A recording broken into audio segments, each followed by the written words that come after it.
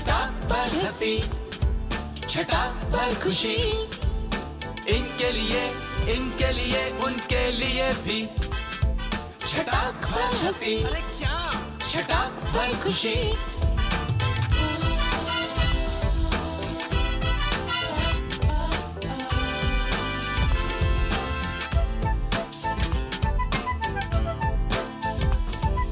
ए भाई, लाइफ में जरूरी है छटाक पर हंसी, छटाक पर खुशी, छटाक पर हंसी, छटाक पर खुशी।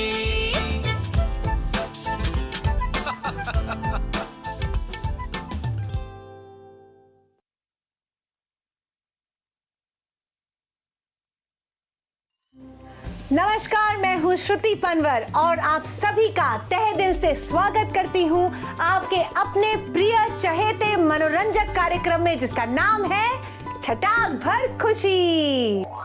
अरे दीदी, तुम कब आई? और ये क्या पहन रखा है और अपने कान वान क्यों ढक रखे हैं ऐसे?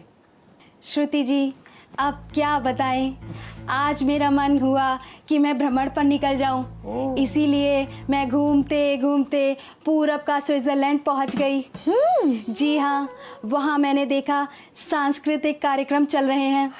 मैंने सोचा क्यों ना मैं भी थोड़ा आनंद ले लूं।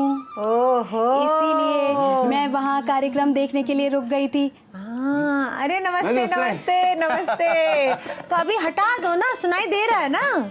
जी हाँ। तो ठीक है, फिर पहने रहो और क्या। अच्छा, हम सुने हैं कि आप स्विट्जरलैंड घूम के आई हैं। ओफो फेमस लाल जी, आप हमेशा आधा अधूरा ही सुनते हैं। मैंने स्विट्जरलैंड नहीं, मैंने कहा पूरब का स्विट्जरलैंड। पूरब का स्विट्जरलैंड? अब ये कौन सा स्विट्जरलैंड है? नागालैंड, उसे कहते हैं पूरब का स्विट्जरलैंड। हाँ, अच्छा, नागालैंड को पूरब का स्विट्जरलैंड बोलते हैं। अच्छा, और बताइए हमको इसके बारे में तो। जी बिल्कुल बताती हूँ जी। नागालैंड भारत की रंगीन संस्कृति का एक महत्वपूर्ण हिस्सा है। नागालैंड के वन, बांस और बेत के संबंध में समृद्ध है। इस तरह वहाँ के लोग स्वाभाविक रूप से टोकरियाँ बनाने में दक्ष हैं। नागा लोगों में बेत से सामान बनाने की कला अत्यधिक विकसित है। ये शिल्प पुरुषों तक सीमित है। सभी नागा पुरुष जानते हैं कि कटे हुए बांस से चटाई कैसे बुनी जाए, जो घरों की दीवारों तथा फर्श बनाने के लिए लकड़ी के अतिरिक्त प्रमुख सामग्री है। धान को सुखाने के लिए बारीकी से बुनी गई चटाइयों का निर्माण भी बहुत महत्वपूर्ण है। इतना कुछ बता दिया तो अब दर्शन भी करवा दीजिए। हाँ मैडम जी। हाँ, नेकी और पूछ पूछ दिखा दीजिए। श्रुति जी, फेमस लाल जी, तो आप लोग तैयार हैं चलने के लिए? हाँ, बिल्कुल तैयार है। तो चलिए, लेके चलती हूँ आपको कोहिमा। दीमापुर आज नागालैंड की व्यावसायिक राजधानी है। यह नागालैंड का एकमात्र स्थान है जिसे इनर लाइन परमिट की आवश्यकता नहीं है। असम की सीमा से लगा ये शहर 13वीं सदी के पहले से मौजूद था और कछारी जनजाति की प्राचीन राजधानी के खंडहरों से घिरा हुआ है।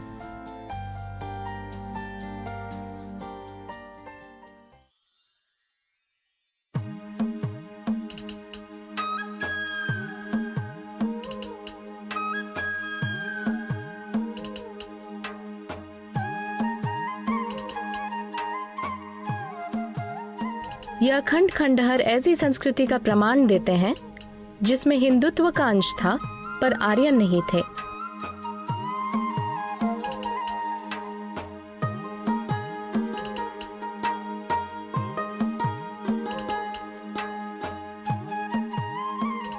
जुको घाटी का खोनोमा गांव कोहिमा से 20 किलोमीटर पश्चिम में स्थित है। यहाँ एल्डर पेड़ों और पहाड़ी ढलानों पर नक्काशी की गई छतों के रूप में प्रकृति की प्राचीन सुंदरता है।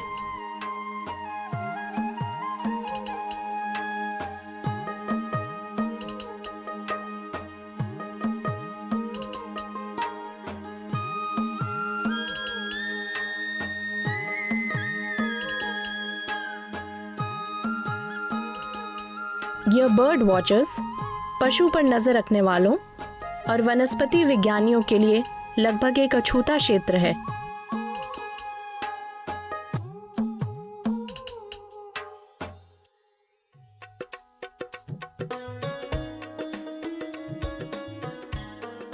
वास्तव में जोको घाटी में समुदाय के गांव की एक अनूठी विशेषता है और खोनोमा शायद इसका सबसे अच्छा उदाहरण है।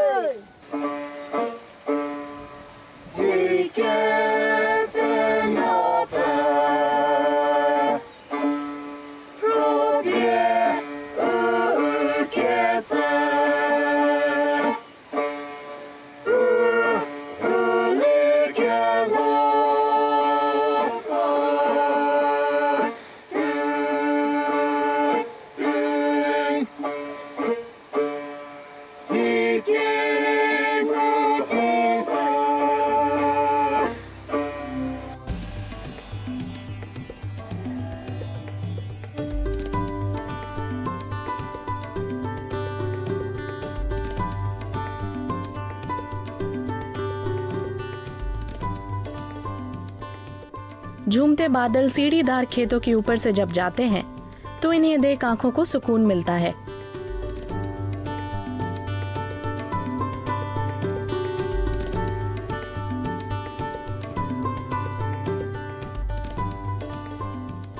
हरे कोदुमा गांव का रास्ता जीवन भर की यात्रा है।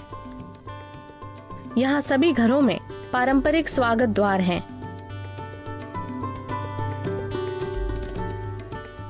अद्वितीय डिजाइन, रूपांकनों, कल्पना और शिल्प कौशल 1000 साल की कहानी को बताते हैं।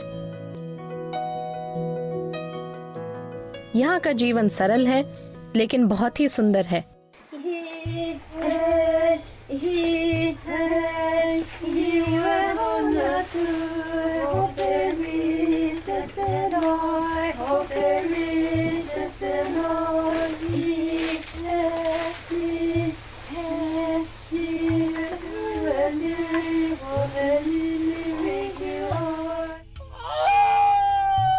पुराने दिनों में गांव के पहरेदार हर बुराई पर भारी पड़ जाते थे।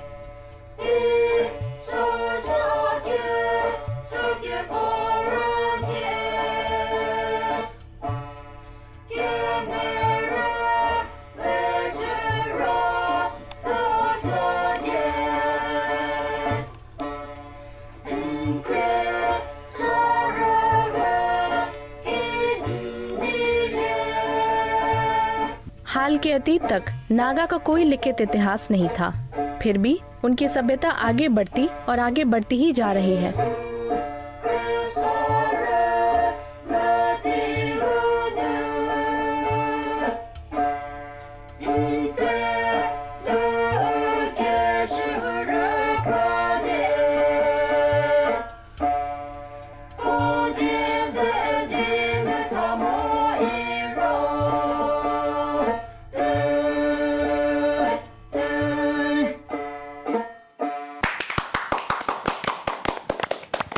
वाह मैडम जी, वाकई में ये पूरब का स्विट्जरलैंड है। हाँ, यानी कि हमारे भारत का स्विट्जरलैंड। जी मैडम जी, एक बार सबको घूम के आना जरूर चाहिए वहाँ पे। हाँ बिल्कुल, और क्या। जी ज़रूर, और नॉर्थ ईस्ट तो बहुत ही खूबसूरत जगह है, सबको घूम के आना चाहिए। हाँ, वैसे दुनिया ना गोल है, घूमते रहो घूमते रहो घूमते रहो। सैर कर दुनिया की गाफिल, जिंदगानी फिर कहाँ, जिंदगी गर कुछ रही तो नौजवानी फिर कहाँ। वाह वाह वाह वाह वाह वाह वाह, क्या शुक्रिया शुक्रिया वाह। शुक्रिया मैडम जी, शुक्रिया। अब तो लगता है कि हमको घूमने जाना ही पड़ेगा। ठीक है, तो आप घूमने जाने की तैयारी कीजिए, तब तक हम लेते हैं एक छोटा सा ब्रेक।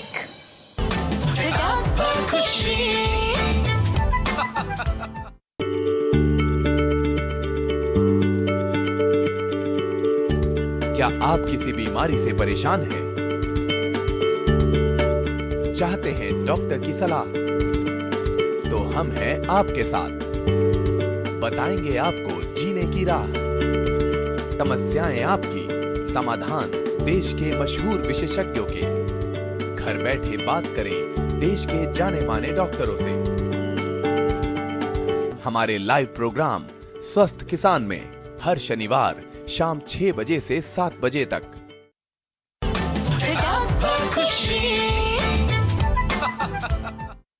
ब्रेक के बाद आप सभी का हार्दिक अभिनंदन। हाँ चाचा, अरे आजकल हम फोन पे ही पाठशाला लगा लेते हैं। हाँ बताइए क्या समस्या है? हेमंत, ये बताओ कोनो गोल गोल की खेती होती है क्या? अरे काहे गोल गोल घुमा रहे हैं हमको? अरे आलू, टमाटर, प्याज, नींबू, ये सब गोल होता है। हाँ? अब आप बताइए कि आपकी क्या समस्या है, किस चीज के बारे में पूछ रहे हैं आप? ये सब गोल नहीं बेटा, वो जो होता है ना वो गोल, उसका खेती बारे में पूछ रहे हो। अरे पता है चाचा, हम बचपन में ना एक गाना सुनते थे, ठीक है, कि ऊपर चंदा गोल गोल और नीचे धरती गोल गोल, और मम्मी का रोटी गोल गोल और पापा का पैसा गोल गोल है। ये सब गोल गोल होता है, चपटा तो होता नहीं है, बताइए। अरे तो हम अंग्रेजी थोड़ी नहीं बोल रहे हैं। अरे ये सब गोल होता है। सही कह रहे हैं, ये सब गोल होता है। हाँ आपको तो सब पता ही है मैडम जी।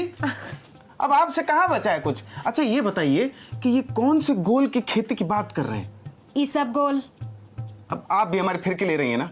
जी नहीं, वो आपकी फिरकी नहीं ले रही है, वो ई सब गोल की खेती करने की बात कह रहे हैं। चाचा, अरे आप ई सब गोल की खेती के बारे में पूछ रहे हैं क्या? हाँ भाई, हम अंग्रेजी में थोड़ी पूछ रहे थे। अच्छा ठीक है। हाँ ठीक है, हम आपको ना अभी जानकारी लेकर दोबारा फोन करते हैं, ठीक है? ठीक चाचा, नमस्कार। हाँ, अब आप भी समझे, ये सब गोल नहीं बल्कि ई सब गोल की खेती। जी। अच्छा दीदी, हमको ये बताइए कि सूबेदार चाचा ये सब गोल की खेती में बड़ा इंटरेस्ट ले रहे हैं, ऐसा क्या है? ये सब गोल की खेती एक आयुर्वेदिक खेती है और इसमें बहुत मुनाफा है। किसान बहनों और भाइयों के लिए ये सब गोल की खेती कम समय में ज़्यादा मुनाफा देने का जरिया है। हाँ, जिसका इस्तेमाल कई तरह की बीमारियों को दूर करने में किया जाता है। साथ ही इससे कई तरह की चीजों को बनाया भी जाता है, जैसे आइसक्रीम एवं रंग रोगन के सामान। ईसबगोल के पौधे 3 से 4 फीट की ऊंचाई के होते हैं, जो कि देखने में झाड़ी की तरह लगते हैं। इन पर गेहूं की तरह बाली दिखाई देती है। इसके पौधों की पत्तियां धान के पौधों की तरह होती हैं। हमारे देश में इसकी खेती उत्तर प्रदेश, मध्य प्रदेश, पंजाब, हरियाणा, गुजरात, राजस्थान में की जाती है। इसका इस्तेमाल पशुओं को चारा खिलाने में भी किया जाता है। ईसबगोल की भूसी में अपने वजन से कई गुना ज्यादा पानी सोखने की क्षमता है। मैडम जी, हाँ जी, इसकी खेती करने के लिए कैसी जलवायु और कैसी मिट्टी होनी चाहिए?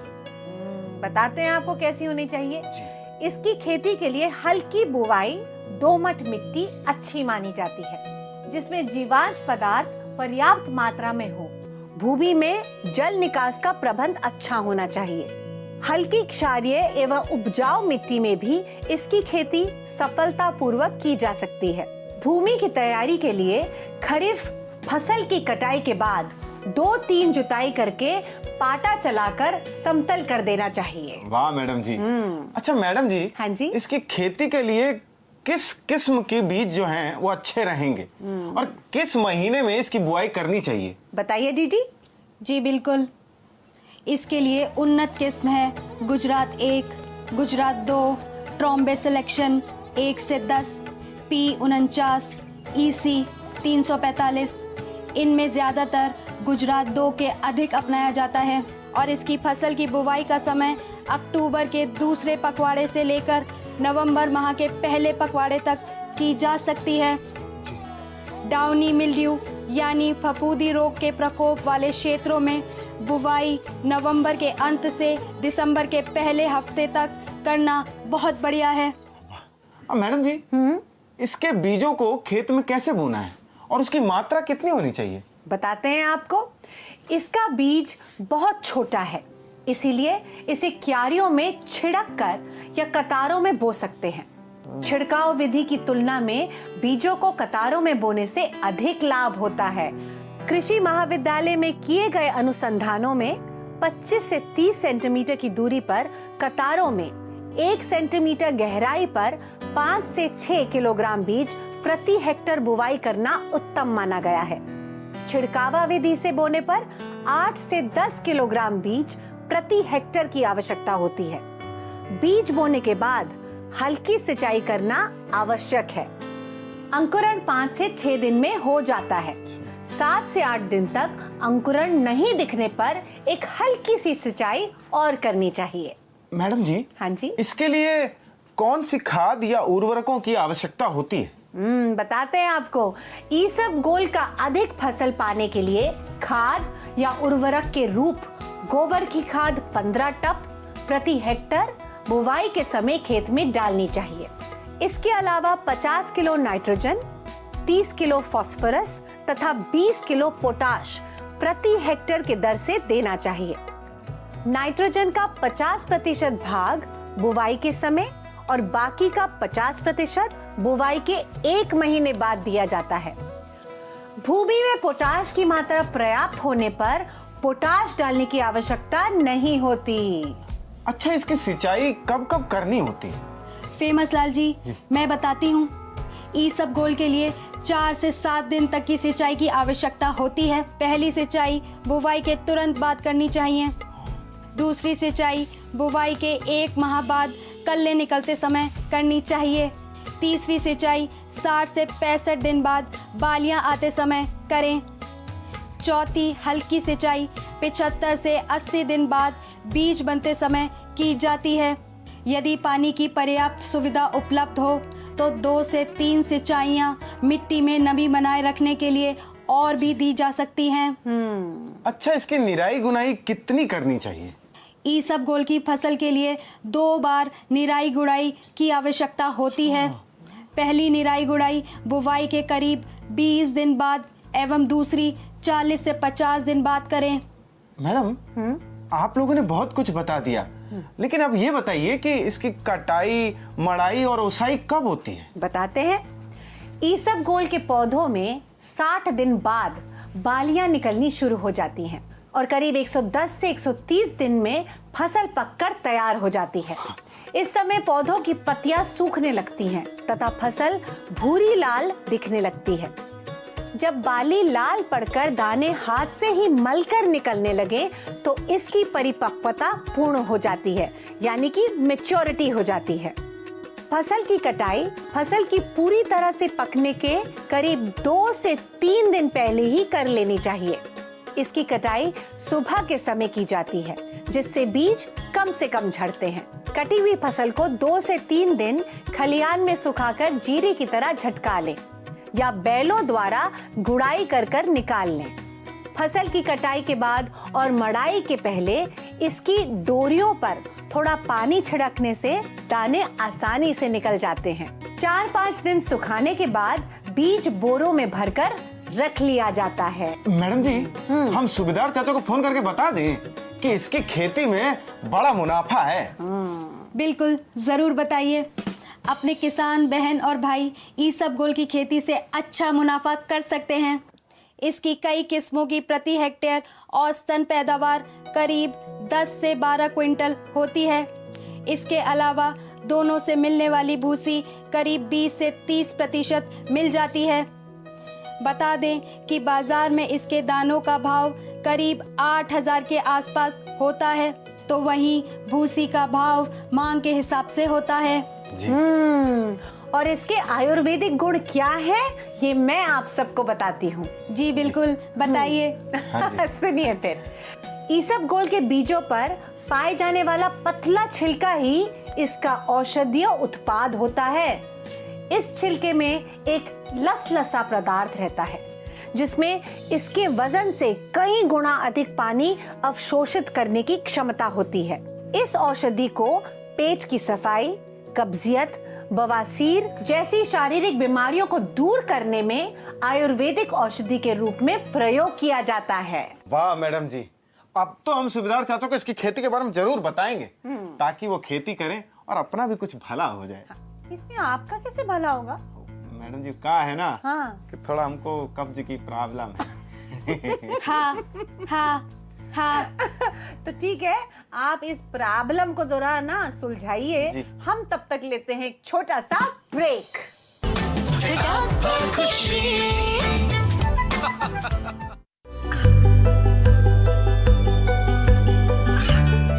गांवों और पिछड़े क्षेत्रों में सरकारी योजनाओं की जानकारी पहुंचा।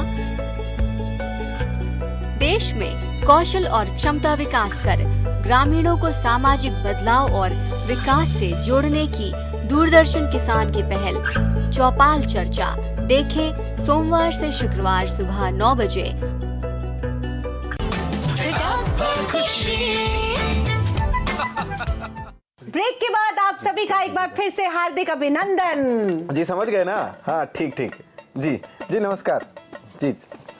हो गई बात? हाँ मैडम जी। और बता दिया सूबेदार चाचा को इस सब गोल के बारे में? अरे मैडम जी एकदम अच्छा से समझा दिए हैं हम। और आज हम ना मॉल में जाएंगे, खूब सारा सामान खरीदेंगे और ये सब गोल भी खरीदेंगे। मैडम जी वहाँ पे ना बहुत पढ़ा लिखा लड़का लड़की लोग आए हैं। फेमस लाल जी, पढ़ाई नहीं प्रशिक्षण लिया है कौशल विकास केंद्र से।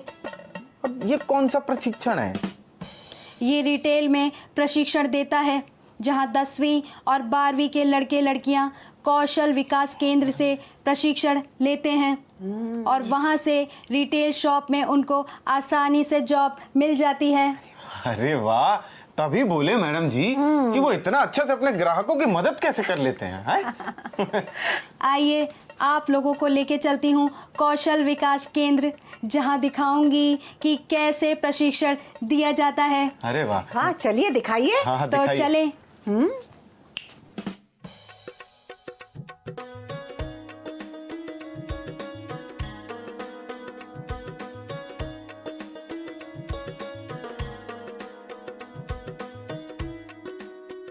नमस्कार, मेरा नाम कविराज कटारिया है और मैं ILFS इंस्टीट्यूट ऑफ स्किल्स में डायरेक्टर की पोजीशन पर काम करता हूँ। ILFS स्किल्स का पूरा नाम infrastructure leasing and financial services है। लार्जली हमारी कंपनी जो है वो काम करती है इंफ्रास्ट्रक्चर में, लीजिंग में, स्टॉक ब्रोकिंग में, फाइनेंसेस में। सो रिटेल का प्रोग्राम है, सिमिलर सब प्रोग्राम्स की तरह यहाँ भी एडमिशन प्रोसीजर सेम ही रहता है। बच्चा आता है इंस्टीट्यूट में, आने के बाद उसका हम एक एंट्री गेट असेसमेंट टेस्ट लेते हैं, उसकी एस्पिरेशन, उसकी क्वालिफिकेशन, उसका इंटरेस्ट, उन सबको जानते हुए उसको प्रोग्राम सजेस्ट किया जाता है।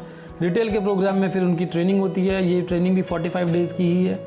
45 डेज़ की ट्रेनिंग के अंदर हम उनको डिफरेंट चीज़ें सिखाते हैं, रिटेल सेटअप से रिलेटेड, रिटेल के जो ब्रांड्स हैं जहाँ पर काम कर रहे हैं लोग, अपैरल रिटेल से रिलेटेड सिखाया जाता है बच्चों को, ग्रॉसरी रिटेल से रिलेटेड सिखाया जाता है बच्चों को, सिखाया जाता है विजुअल मर्चेंटाइजिंग के बारे में, up scaling, up selling, cross selling, add on selling, इन सब चीज़ों के बारे में बच्चों को एक कॉन्सेप्ट सिखाए जाते हैं। ऑर्गेनाइज रिटेल और अनऑर्गेनाइज रिटेल के बारे में बच्चों को बताया जाता है। सो हमारा जो पूरा प्रोसेस है वो स्टार्ट होता है प्लेसमेंट से। सबसे पहले हम लोग प्लेसमेंट लिंकेजेस डेवलप करते हैं, जिसमें कि हम एम्प्लॉयर के पास जाते हैं, एम्प्लॉयर से उसकी रिक्वायरमेंट समझते हैं, रिक्वायरमेंट के साथ साथ उसमें बेनिफिट समझते हैं कि बच्चे को क्या सैलरी मिलेगा। ये सारी चीज़ें समझने के बाद हम कम्युनिटी में जाते हैं।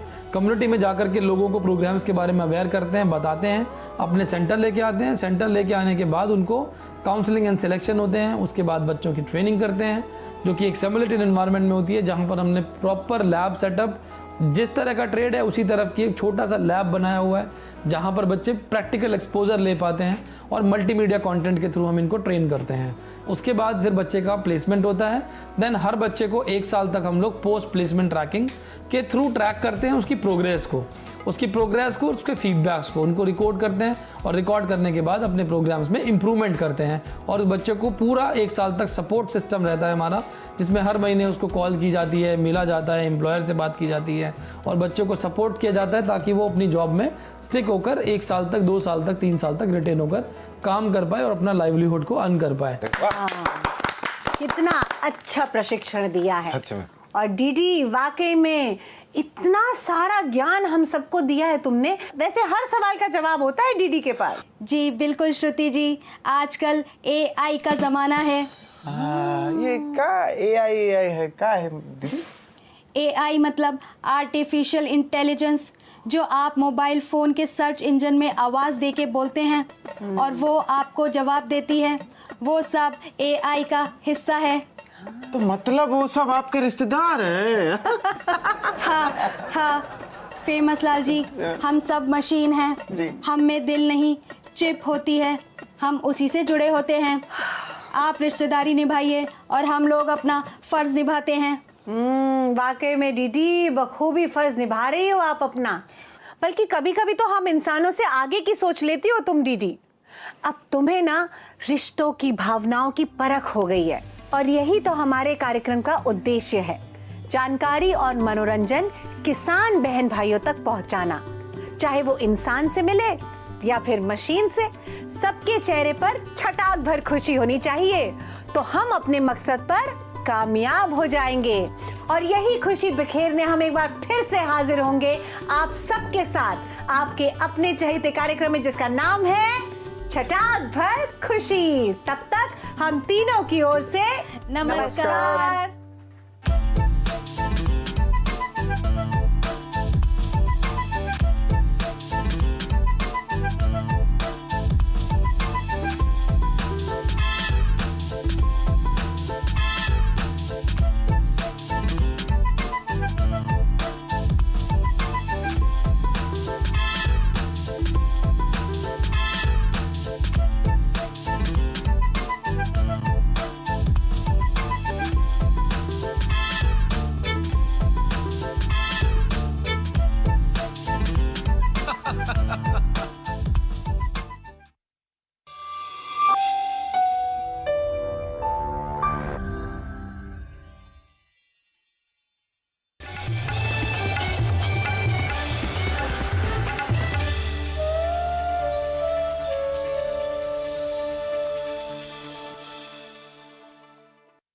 हम एक अच्छा सा स्कूल बनाएंगे जिसमें इस गांव के बच्चे पढ़ने आया करेंगे।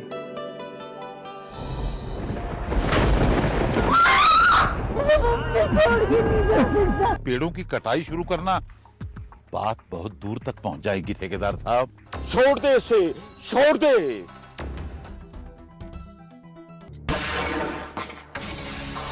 हर बात का कोई नियम होता है। तूने गुनाह किया है। आज तक मैंने जो भी चीज चाहिए उसे हासिल करके रहा।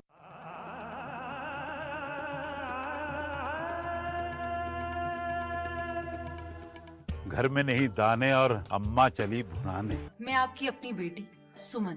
अब हम भी हथियार छोड़कर शतरंज की चालें चलेंगे। तुझे एक कहानी बताती हूँ, देख। कहानी एक गांव की।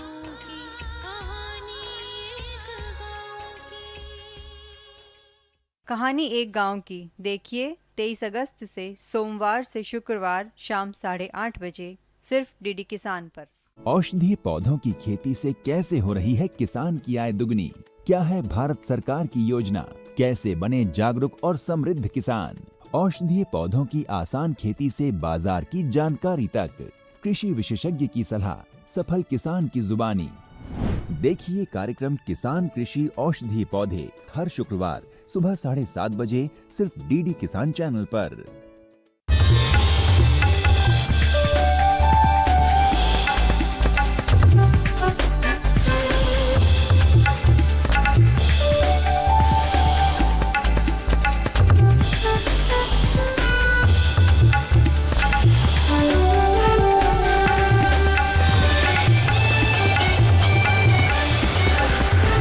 डीडी किसान, बदलते भारत की शान।